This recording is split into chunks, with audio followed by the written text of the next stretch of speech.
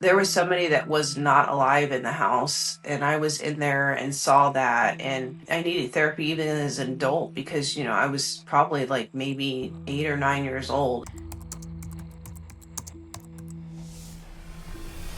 I was born in the Bay Area in California. Probably around 2 years old, my mother actually abandoned my brother and I in a daycare. She just one day decided she just didn't want to parent and just left us, dropped us off, left us there. And when my dad came home, he, found no wife. All of her stuff was packed, but none of the children's stuff was packed. So all of this pressure and my mom leaving just did some emotional changes. And so my dad ended up turning to alcohol.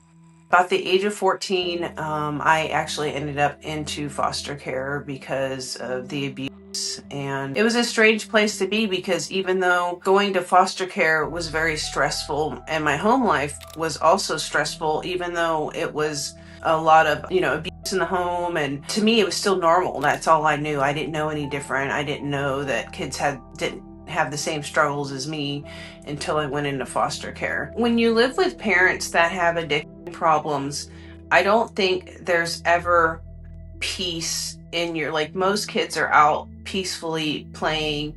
I think that even though you try to act like a normal kid, it affects you. I remember when my mom's addiction was like at her peak, where she didn't care if we knew she was doing it, because there's a period of time she was hiding it.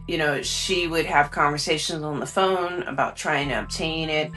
And I remember one time, and I shared this a little bit in my book too, where she actually took me to go get what she needed. And we ended up going to this house. There was somebody that was not alive in the house, and I was in there and saw that, and I needed therapy even as an adult because, I was probably like maybe 8 or 9 years old. I think when I went into foster care, I had like a literal panic attack, so afraid that my dad was going to be so angry at me and so afraid to go home, that when I spoke to, the officer that actually ended up reporting an incident, he said it's not normal to feel that way.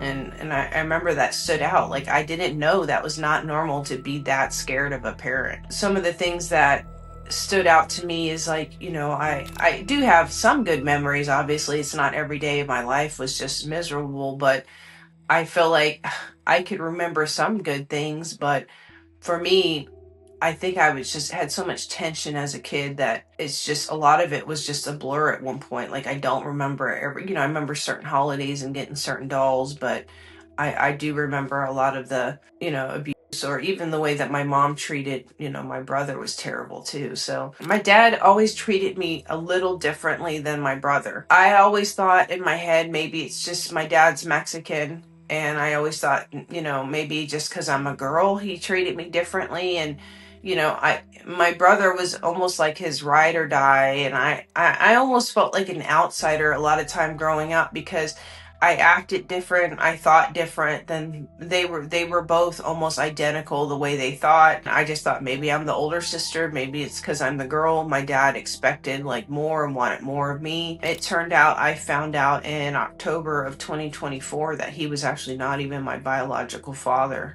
So that was a big tough hit, because not only did it change, like, you felt like your whole life was a lie a little bit. I wasn't even Mexican. Like, I grew up, like, growing up in my neighborhood, I would fight people because they would go, "You're not Mexican, you look white," and I'd be like, "That's my dad, I am. I just look like my mom," and I would get into fights. And I just grew up in a very Mexican family. Like, it kind of took my identity away and then my emotions, and I thought, oh my gosh, all those years that I went through, my dad treated me different. The abuse, ended up in foster care, and he wasn't even my dad. I still, even though I went through what I went through with my dad, I still love him and I still miss him, but it's definitely a strange place to be, knowing that your whole life there was somebody else out there that was actually your dad. When I finally aged out, I ended up joining the military, and I just swore, like, I will never go back to the foster care system, like, ever again. Fast forward, many years later, I met my husband, and he was a single dad to 2 kids. He had full custody of his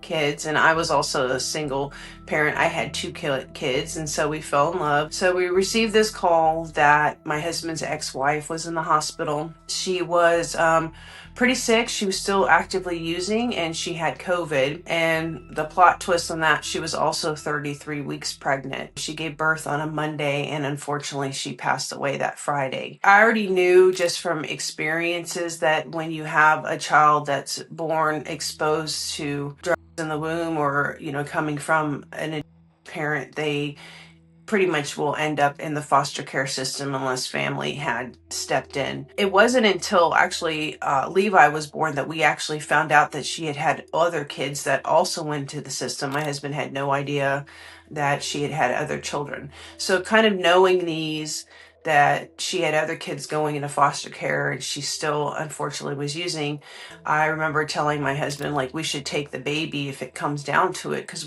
I don't want him going to foster care, and we want to keep him with his siblings. When we were having the conversations about us taking Levi, they're like, that's great and we want to keep him together, the family, but in order to do a transfer, because you live in Ohio and he's in Texas, that process is going to take at least a year. And I said, okay, well, what's the other option? They're like, well, you have to come to Texas and you have to become licensed before you adopt him.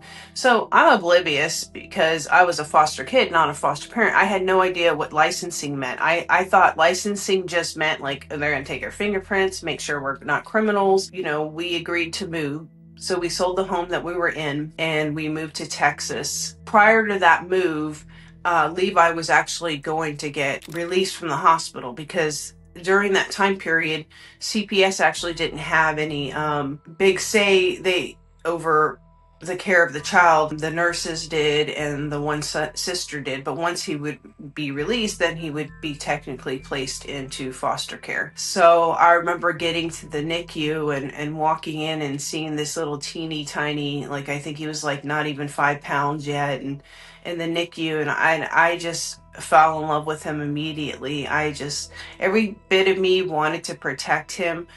And that's kind of the time and the moment I found out that licensing meant becoming foster parents. I almost, like the little teenage version of me that was in foster care, was real emotional. I remember being real nervous because, not only am I now being faced with going back, revisiting some trauma that I had as a kid, then it was just kind of like scary because I didn't know what to expect on the other end. I knew what it was like for a foster kid. What's it going to be like for a foster parent? So going back to my mom a little bit, there was a little rumor, an aunt had told me that my mom wasn't my grandfather's kid. My aunt called me and said, oh, you're not fully Mexican, because my mom's dad is Mexican. So that would have made me like 75% Mexican between my dad and my grandfather, my mom being half.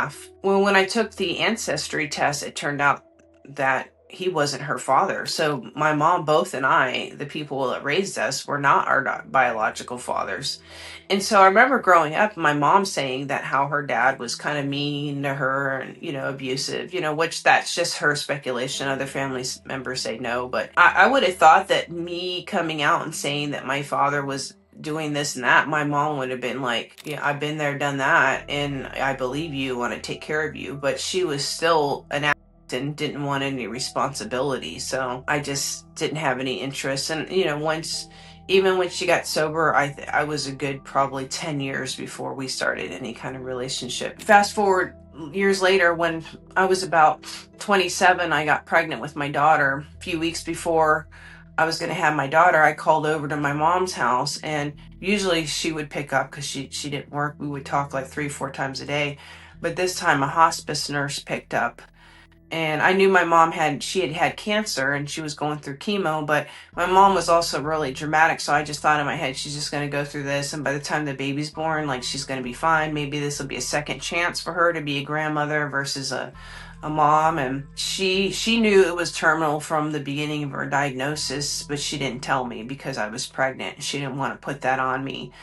And so I went over to her house after I called and spoke to the hospice worker, and they said, no, she's got like 2 to 4 weeks to live. So her and I were sitting outside on the porch, and I was like, why didn't you tell me? Like, I think I would have treated her differently, knowing that it was actually terminal versus thinking you're fine, you're going to get over it. And she's like, well, I didn't want to put that stress on you while you're pregnant. That was probably the first time in my life that I experienced the love of a mom that I wanted my whole life. Like, I titled my book Life's Sad Story, God's Love Story. And it was like that moment with my mom, it was kind of what I always wanted from her growing up, that form of selflessness and that love. And so at that moment, I kind of watched God turn the sad story of the relationship that we had into like a love story. Like I really loved my mom for doing that for me and saving me from